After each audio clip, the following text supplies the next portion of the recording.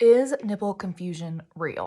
As a board-certified lactation consultant, I definitely have an opinion on this. And my opinion basically is that I'm not completely sold on nipple confusion. The theory about nipple confusion is that if you breastfeed from your nipples and then you give your baby a bottle, that they're gonna get confused and they're not gonna remember how to breastfeed. I don't buy it. What I believe is that there is a flow confusion, and I'm gonna explain that for you. When your baby is breastfeeding, they have complete control pretty much of the flow of the milk that's coming out of your breast. When we're feeding a baby a bottle, they have less control if we feed them a certain way.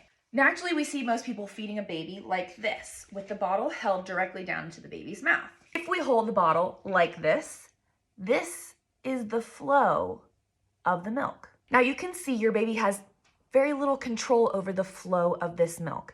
It's flowing and it's going into their mouth no matter if they're sucking or not. So what we have to do is change the angle that we feed the baby at. This is called paced feeding or rate controlled feeding. We're gonna change the whole way you're feeding that baby. The thing we need to do is make sure that we're holding the bottle at an angle like this. Now, we're pretty much horizontal and we kind of can tip down a little bit, but what you are noticing is that there is no milk flowing out of the tip of this nipple. When we feed baby, they have complete control of the flow that they are getting, just like they would if they were breastfeeding. This decreases the frustration of your baby when they go from drinking from a bottle for a couple feeds with a flow that's very easy and continuous, they don't have to work for, to going to the breast where they do have to work a little harder.